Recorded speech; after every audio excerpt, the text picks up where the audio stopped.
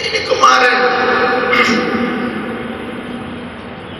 apa sebarkan isu kita tidak boleh radikal, kita maksud sekarang deradikalisasi. Ujung-ujung kemana radikal maksudnya? Pakai cadar tidak boleh, celana cingkrang, ini kacau balau ini. Udah kita dalam masalah, bukan solusi dikasih tambah masalah. Apa urusannya radikal dengan orang berpakaian?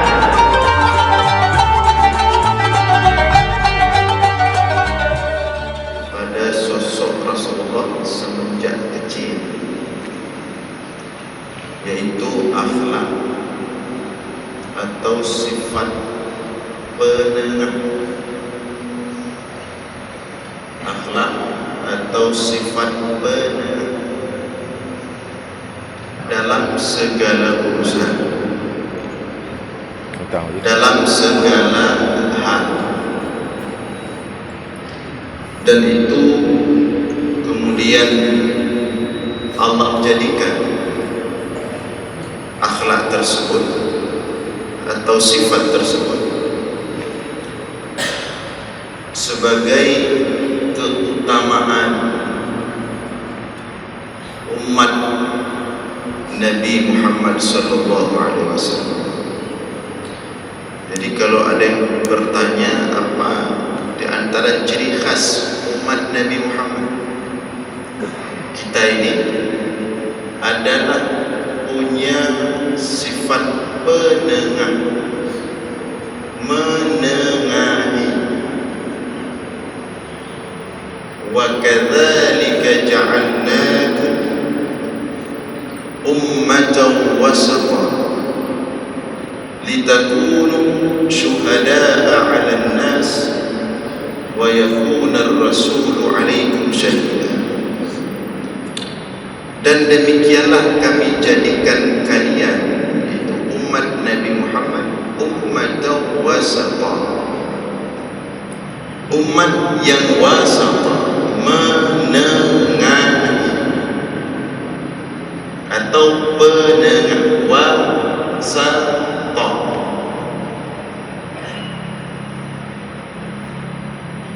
Yang menengahi di lapangan bola kita sebut wasit.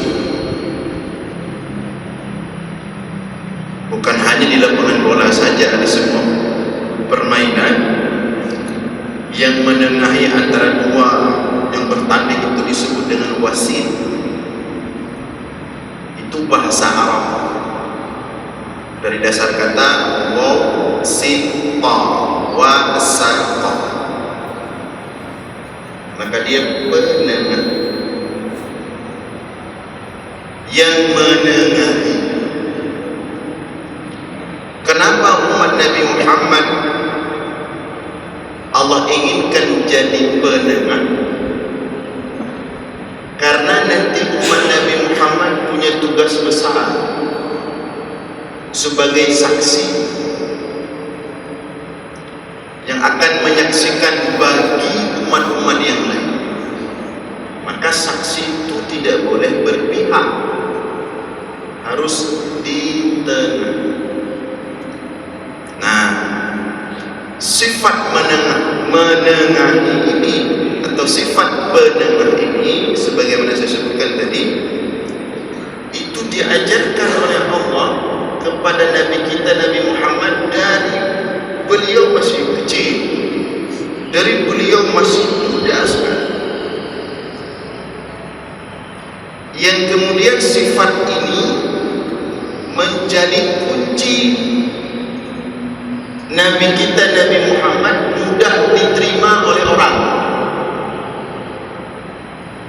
Sifat penengah yang dimiliki oleh Nabi kita Nabi Muhammad sallallahu alaihi wasallam itu menjadi kunci utama dakwah beliau, sosok beliau, keberadaan beliau mudah diterima oleh orang.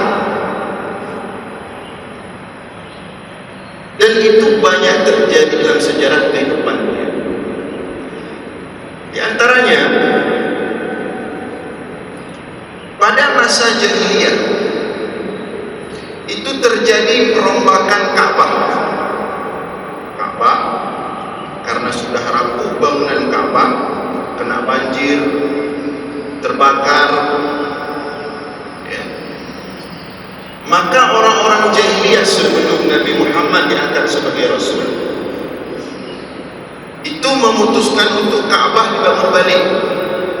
Bagaimana dia bangun balik? Dihancurkan dulu, kemudian dibangun ulang. Ya.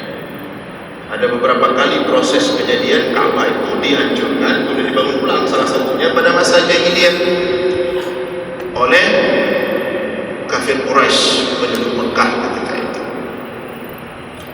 Saat itu umur Nabi 35 tahun, belum lagi jadi Rasul. Maka setelah rapat yang sangat alot, setelah musyawarah yang sangat alot sekali, diputuskan Ka'bah harus dibangun ulang dengan cara dirobohkan. Maka mulailah dirobohkan Ka'bah. Semua kabilah-kabilah, namanya orang Arab itu berkabilah-kabilah, dan itu sangat kental kehidupan kabilah itu. Jadi mereka membagi tugas. Setiap sudut satu kabilah yang bangun. Ada 4 sudut, ada 4 sisi Ka'bah. Maka setiap sisi satu kabilah. Kabilah A sisi ini, misalnya sudut Syami. Kabilah satu lagi sudut Yamani. Kabilah ini lagi, sudut ini lagi. Maka mulailah mereka membangun kembali. Ketika sampai pembangunan pada posisi Hajar Aswad, sekitar beberapa meter dari pondasi, 2 meter kalau tidak salah, lebih kurang ya, 1,5 atau 2 meter. Kan terletak Hajar Aswad seperti kita lihat sekarang. Ketika pembangunan sampai kepada letaknya Hajar Aswad, maka semua kabilah itu menginginkan mereka yang meletakkan Hajar Aswad di tempatnya di Ka'bah. Karena semua menginginkan kemuliaan Hajar Aswad, dan setiap kabilah merasa dirinya yang paling berhak, yang paling layak mendapatkan kehormatan mengangkat Hajar Aswad, meletakkan di tempatnya. Karena Hajar Aswad itu sangat-sangat sakral bagi masyarakat jahiliyah, sangat fundamental.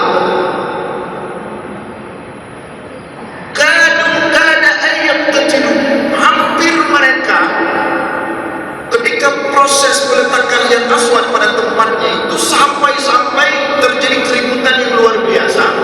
Hampir-hampir mereka saling membunuh.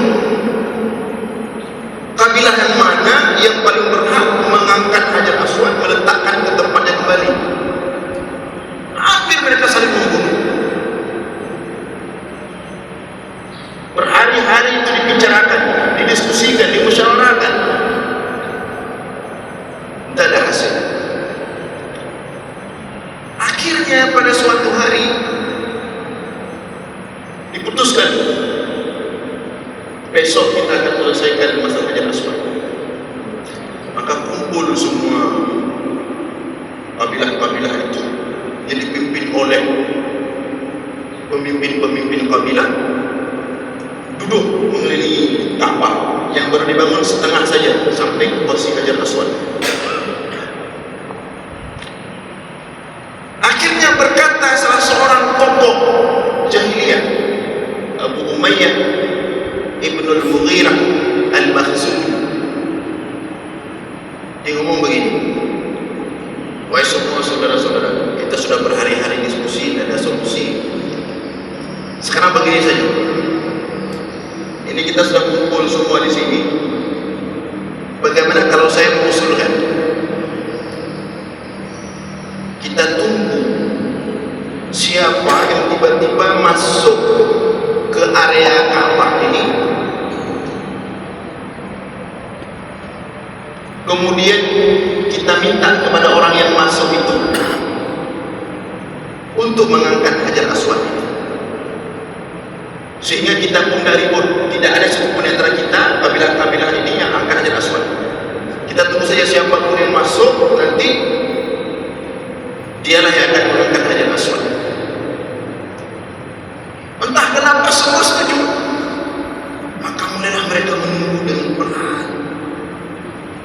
pegangan. Tiba-tiba masuklah Muhammad ibnu Abdullah sallallahu alaihi wasallam. Nabi Muhammad masuk.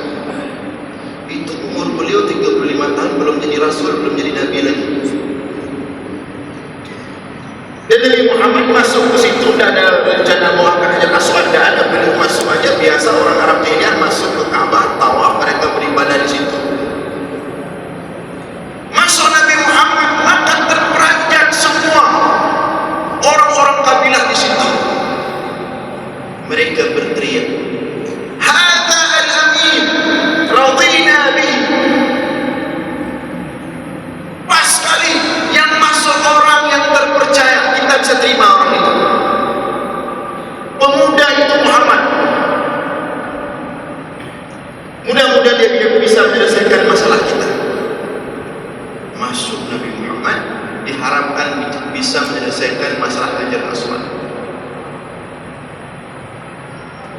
Maka karena Nabi Muhammad dijelaskan untuk mengangkat Hajar Aswad, apa yang Nabi Muhammad lakukan? Beliau minta sehelai kain besar. Beliau minta sehelai kain yang agak besar. Kemudian beliau hamparkan kain itu. Beliau angkat Hajar Aswad. Beliau letak dong setiap kabilah pemimpinnya ke sini. Kepala sukunya masing-masing ke sini. Setiap kepala suku memegang satu sisi sobekan kain yang telah disobek dari suku. Rasulullah mengatakan, mari Hajar Aswad ini sama-sama kita angkat. Kita letakkan di Ka'bah. Sebuah solusi yang tidak pernah dibayangkan oleh masyarakat jahiliyah ketika itu. Maka semua pemimpin kabilah bangun, memegang setiap sisi sobekan kain sudah disobek Rasulullah. Sama-sama mereka mengangkat Hajar Aswad itu dan meletakkan di Ka'bah. Sebuah pertikaian yang besar dan mengerikan tidak jadi. Nyawa hampir melayang terselamatkan karena sifat penengah Rasulullah sallallahu alaihi wasallam. Siapa yang ditengahi oleh Rasulullah dalam cerita ini? Bukan sesama muslim, tapi yang ditengahi dalam kisah ini antara orang-orang musyrik, antara orang-orang kafir, tapi mampu ditengahi oleh Rasulullah. Semua berdamai, semua jadi bersatu, sehingga pertikaian bahkan saling membunuh tidak terjadi.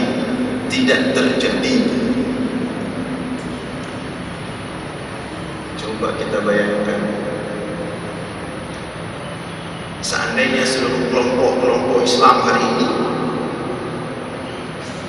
sama-sama mengangkat Hajar Aswad itu, dan setiap kelompok memegang salah satu sobekan kain yang disobek oleh Rasulullah sallallahu alaihi wasallam.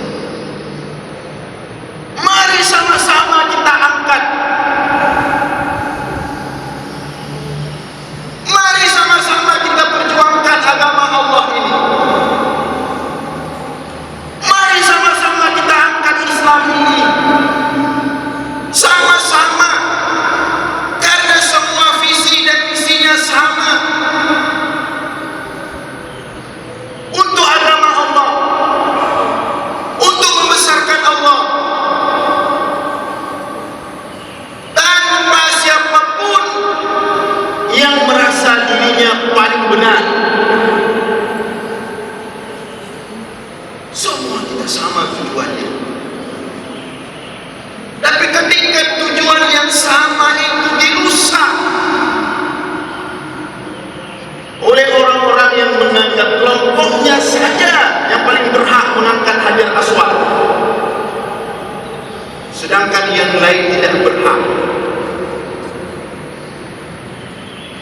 persoalan terjadi dan tidak kunjung selesai. Itu contoh pertama. Dan banyak contoh-contoh yang lain. Apa kunci Nabi Muhammad mudah diterima di Madinah?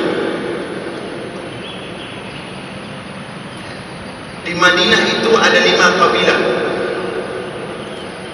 3 kabilah Yahudi, Bani Quraidah, Bani Qaynuqa, Bani Nadir. 2 kabilah Arab asli, Aus dan Khazraj. 2 kabilah Arab asli di Madinah itu Aus dan Khazraj. Aus dan Khazraj ini hidup di Madinah sudah ratusan tahun, mereka saling berperang. Aus dan Khazraj, nanti bapak-bapak ibu boleh baca sejarah. Aus dan Khazraj, 2 kabilah di Madinah yang sudah ratusan tahun saling berperang, saling menumpahkan darah. Siapa yang membuat mereka berperang ratusan tahun? 3 kabilah yang lain. Yang 3 kabilah itu Yahudi. Persis seperti hari ini kita umat Islam berperang di Syria, yang sebelah sini nembak ke sana, waktu nembak baca la ilaha illallah, Allahu akbar, tembak. Yang di sebelah sana yang tembak ke sini, demikian juga la ilaha illallah, Allahu akbar, tembak. Berperang sesama kita. Siapa yang memprovokasinya? Yahudi. Sejarah itu sama, berulang, cuma beda pemainnya saja. Kita berperang di Irak, kita berperang di Libya, sesama Islam. Dan baru-baru ini kita juga sedang dihebohkan dengan mau diangkat lagi isu Syiah dan Sunni. Sama. Dan provokatornya tidak ada lain. Maka dulu di Madinah, sebelum Rasulullah masuk Madinah, di sana 2 kabilah Aus dan Khazraj, ratusan tahun mereka berperang. Kenapa Nabi Muhammad diterima di Madinah, diangkat sebagai pemimpin di Madinah? Karena pada sosok Nabi Muhammad ada harapan tercapai berperang ratusan tahun. Dan harapan mereka kepada Nabi Muhammad sebagai sosok penengah di antara mereka, sehingga mereka tidak lagi berperang. Itu tersampaikan ketika Nabi Muhammad begitu masuk ke Madinah. Begitu Nabi Muhammad melangkahkan kakinya di perbatasan Madinah, ucapan pertama yang keluar dari Rasulullah sallallahu alaihi wasallam, afshus salam wa at'imut ta'am wasilul arham wa sallu bil laili wan nas niyam. Begitu Rasulullah masuk ke Madinah, kalimat pertama yang keluar dari mulut Rasulullah, mari kita berdamai. Sebuah kalimat yang langka ketika itu di Madinah. Sebuah harapan yang hampir tidak akan pernah tercapai. Sudah ratusan tahun mereka bersimbah darah. Masuk sosok Nabi Muhammad, afshus salam, mari kita berdamai. Mari kita bersatu, tebarkan kedamaian, tebarkan persatuan. Wa at'imut ta'am, mari kita saling berbagi. Kalau ada yang lapar, yang kenyang membantu. Wasilul arham, mari kita silaturahim, kita duduk bicara baik-baik, kita musyawarahkan, kita bincangkan, kita diskusikan.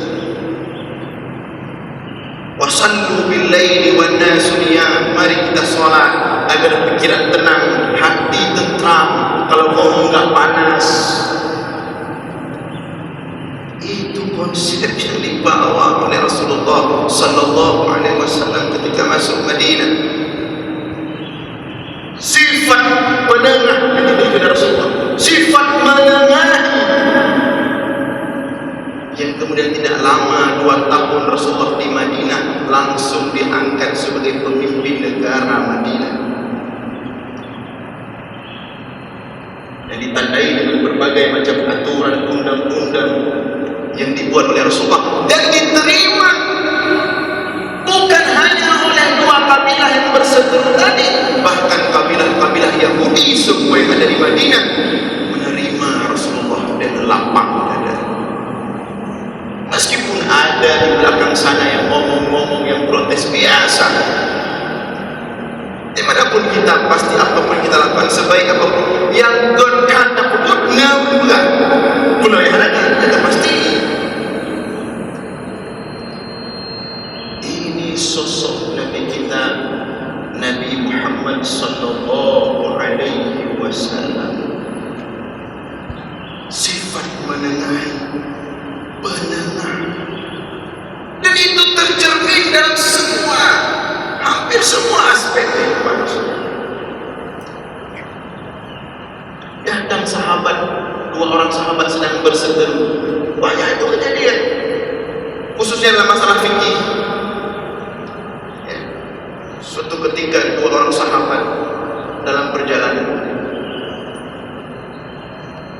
tiba-tiba masuk waktu sholat,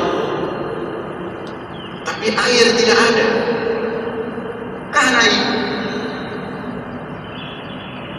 maka kemudian keduanya bertayamum karena waktu sholat sudah masuk, air tidak ada, mereka bertayamum berdua, kemudian sholat. Selesai mereka sholat, tiba-tiba air ada dan masihlah waktu sholat yang sama.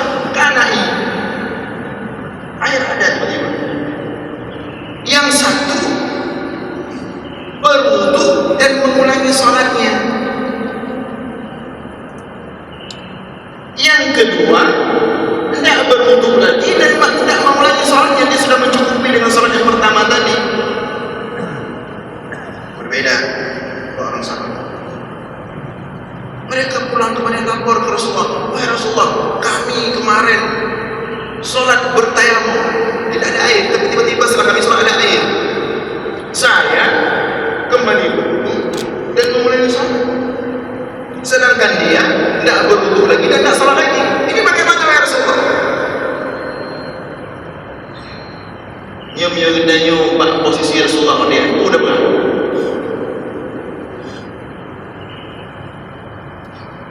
Anak yang dia nyata bawa kefat atau neraka, yang tak bawa surga, yang tak bawa ahli bid'ah, yang tak bawa ahli surga. Nya menyogidayo dia bawa Rasulullah. Anak kemudian, dan menyogidayo dia bawa Rasulullah. Anak terus Islam belum.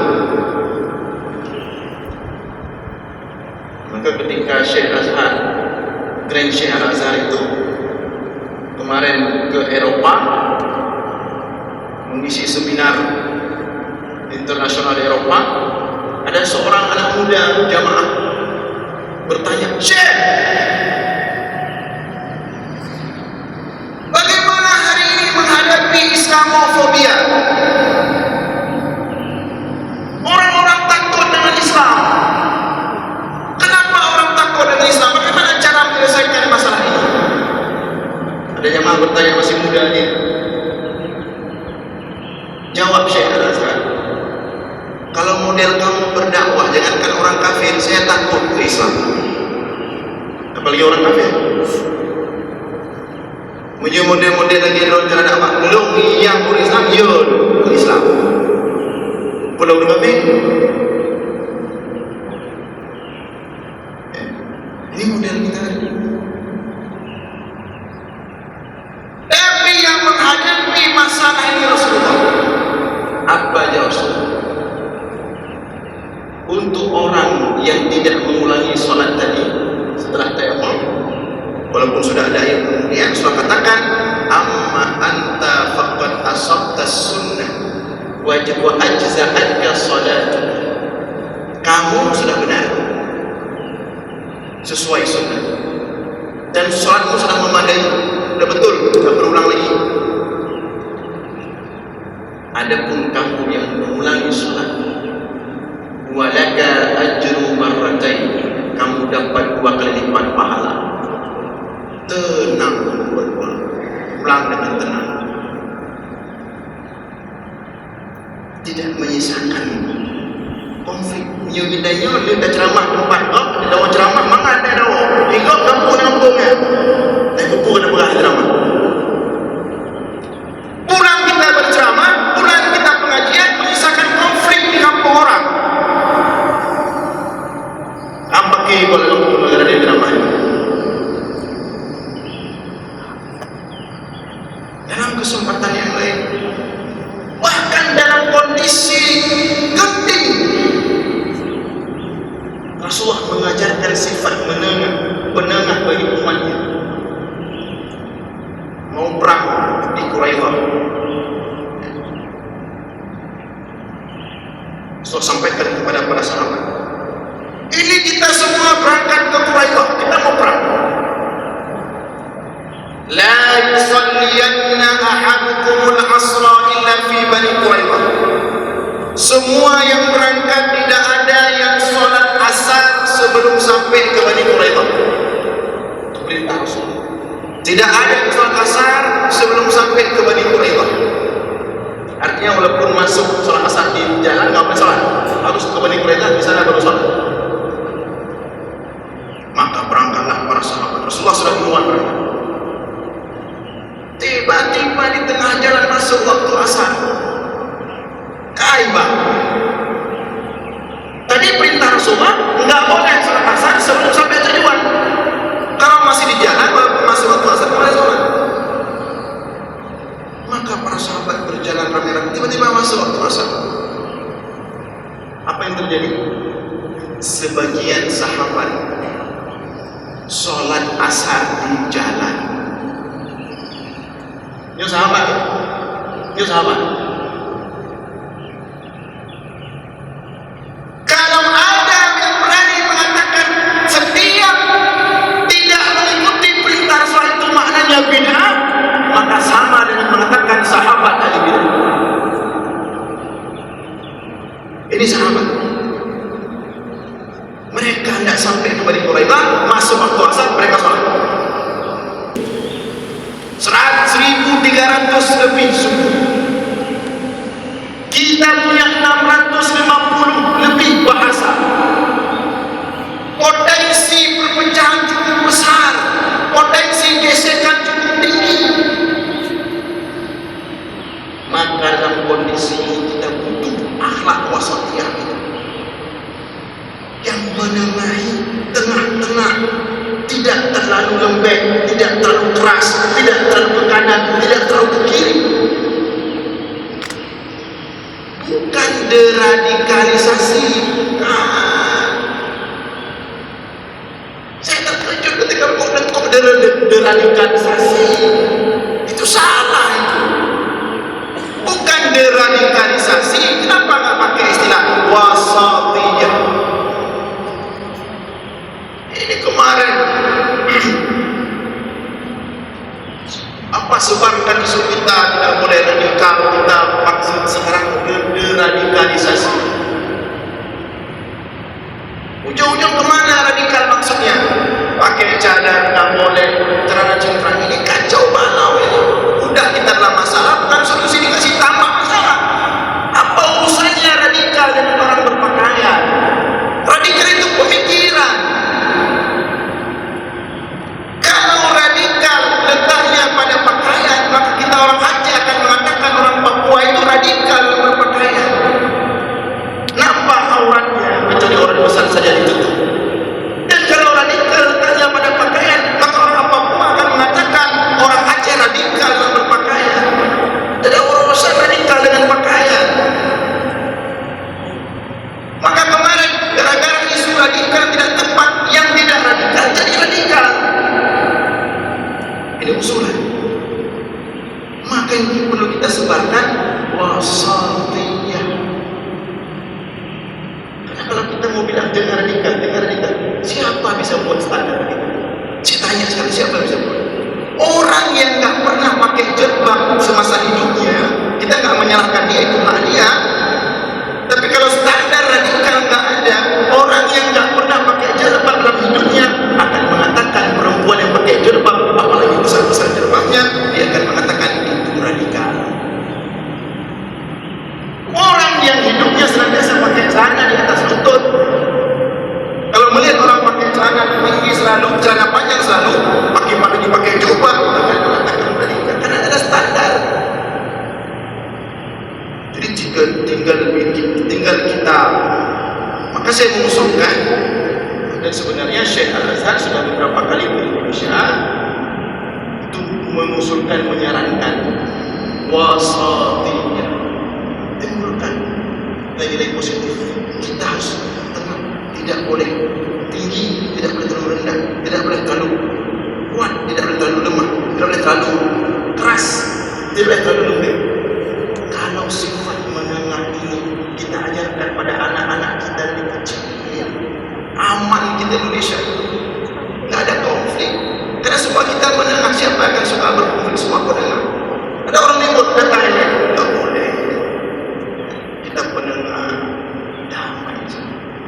Maka oleh karena itu, melalui ceramah ini saya usulkan wasatiyah, menengah dalam segala aspek kehidupan. Cuma karena kita waktu terbatas, sebenarnya masih banyak yang kita sampaikan tentang, karena ini solusi utama bagi persatuan umat hari ini. Mudah-mudahan ada manfaat. Demikian yang dapat saya sampaikan. Aqulu qawli hadza wa astaghfirullah li wa lakum. Wassalamu alaikum warahmatullahi wabarakatuh.